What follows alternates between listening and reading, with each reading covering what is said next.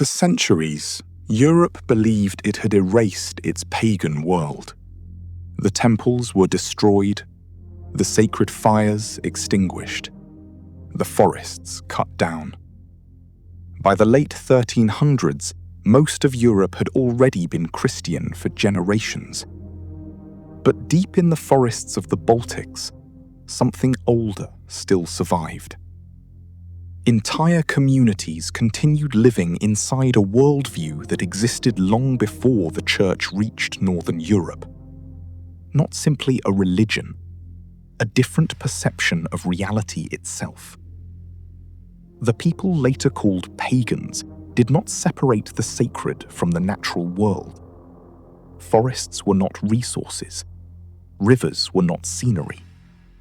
The movement of the sun, the rhythm of the seasons, and the repetition of ritual were woven directly into everyday life. And this made them dangerous. Because medieval Europe was becoming increasingly centralized. One god, one doctrine, one authority, one truth. But the Baltic world remained decentralized, cyclical, and deeply tied to the landscape itself.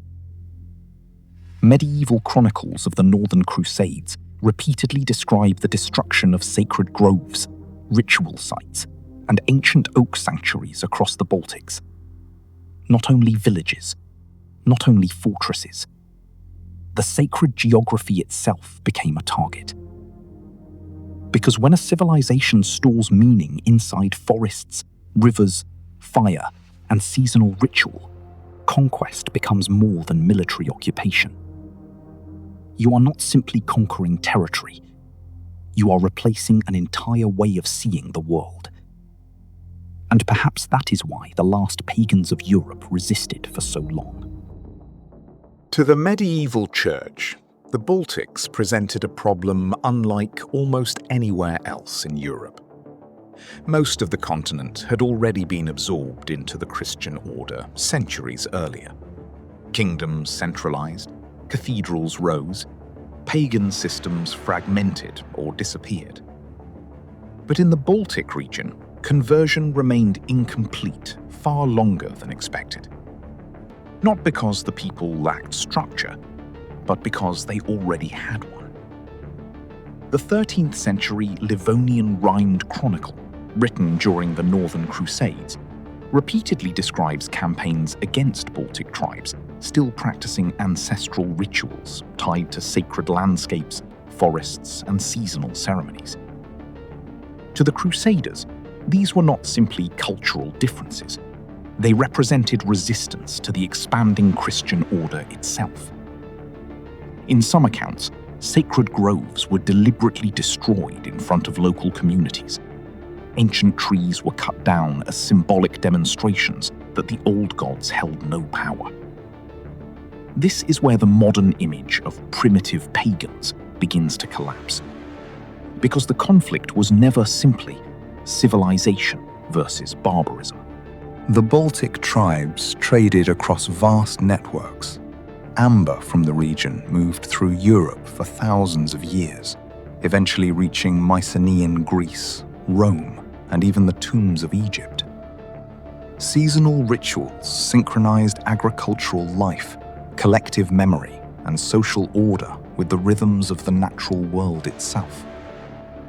And perhaps most importantly, their sacred system was embedded directly into the landscape. A cathedral can be occupied, a throne can be replaced, a book can be rewritten. But forests are harder to control. No single authority controls the wind moving through trees. No institution fully owns a ritual tied to the movement of stars, the return of sunlight after winter darkness, or the repetition of seasons. And maybe that is why so many Crusader campaigns focused not only on conquering people, but on destroying the places where their worldview lived. As the Crusades moved deeper into the Baltic world, a strange pattern began to repeat itself. Again and again, Medieval records describe the destruction of sacred groves, ritual poles, hill sanctuaries, forest shrines, and ancient oak sites tied to local worship. Not simply conquest, replacement. The Livonian Rhind Chronicle describes sacred groves being destroyed across regions of present-day Latvia and Estonia, including regions surrounding Taurida and other Baltic strongholds that resisted conversion. In several accounts, ritual spaces were burned or dismantled before Christian structures were established nearby, almost as if one symbolic layer had to be erased before another could replace it. And in Lithuania, one of the clearest examples still stands today. The site of present-day Vilnius Cathedral is historically associated with an earlier Baltic pagan sacred site, connected to Perkūnas, the Baltic thunder god. Whether every detail of the tradition is fully verifiable or not, the symbolic pattern itself becomes difficult to ignore. Again and again, the same sequence appears. Destroy the sacred site, suppress the ritual, establish the church. Across pre-Christian Europe, forests often functioned as more than wilderness. They acted as memory structures. Ritual calendars, seasonal gatherings, funerary traditions, and cosmological symbolism were embedded into physical landscapes long before centralized institutions dominated the continent. But in the Baltics, fragments of this older European logic survived unusually late, and the contrast between the two systems was striking. The incoming order organized itself around stone, walls, hierarchy, written doctrine, and centralized authority. The older Baltic worldview appears to have organized itself around cycles, oral transmission, seasonal repetition, celestial observation, and sacred geography. One system centralized the sacred, the other dissolved it into the landscape itself. And maybe that is why the conquest of the Baltics so often resembled something larger than war. Because when a civilization stores meaning inside forests, rivers, fire, and ritual, conquering the people is not enough. You must also destroy the places, teaching them how to see reality. The deeper you look into the Baltic world, the harder it becomes to describe it as merely a religion. It appears closer to an environmental perception system. In the medieval Christian model, truth descended from above, through scripture, institution, hierarchy, and doctrine. But the surviving fragments of Baltic cosmology suggest something fundamentally different. Knowledge emerged through observation of cycles, the return of the sun, the repetition of seasons, the migration of animals, the rhythm of planting and harvest, the relationship between fire, darkness, winter, and rebirth. Even many diners avoid linear endings. Events recur, symbols return. Life moves in patterns rather than final conclusions. Death itself often appears less like annihilation and more like transition within continuity. This is not a small philosophical difference. It changes how a civilization experiences time itself. A linear worldview moves toward expansion, conversion, conquest, historical destiny, and singular truth. A cyclical worldview prioritizes balance, renewal, adaptation, synchronization, and continuity with the surrounding world. And perhaps this is why the Baltic pagan systems survived for so long despite enormous military pressure. They were not stored only in temples. They were embedded into songs, rituals, seasonal memory, agricultural rhythms, and collective participation. Unlike centralized religious systems, dependent on canonical scripture, Baltic traditions survived largely through oral transmission, repetition, and shared ritual practice. Memory itself became infrastructure. A cathedral can collapse in a century, but a worldview encoded into generations through repetition can survive far longer. And maybe this is why, even after centuries of Crusader rule, foreign empires, forced conversion, occupation, and political restructuring, fragments of these older systems still remain visible across the Baltics today. Midsummer fires still burn. Ancient symbols still appear in folk art. Seasonal songs still survive beneath modern life. In much of Europe, these traditions disappeared almost entirely.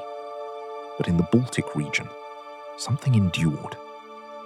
Not perfectly, not unchanged, but continuously.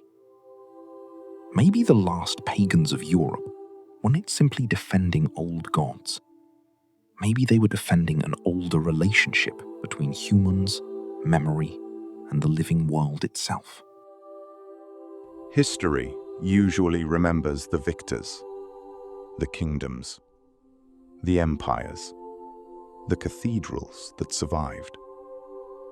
But beneath the official history of Europe, fragments of older systems still remain hidden in plain sight. In songs repeated for centuries, in symbols woven into cloth and ritual objects, in midsummer fires still burning against the darkness, in the instinctive reverence many people still feel when standing inside an ancient forest. The Baltic world was never completely erased.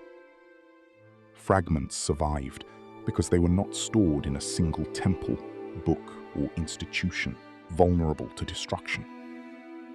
They survived in repetition, in ritual, in seasonal rhythm, in oral memory passed through generations, even while living under Crusader states, foreign empires, occupation, and forced conversion. And perhaps this is what made the Baltic civilizations so difficult to fully conquer. You can force conversion. You can redraw borders. You can replace rulers. But it is far harder to eliminate a worldview woven directly into everyday life. Maybe that is why the Baltics remain one of the few places in Europe where echoes of the pre-Christian world still visibly survive. Not as fantasy, not as reconstruction, but as continuity.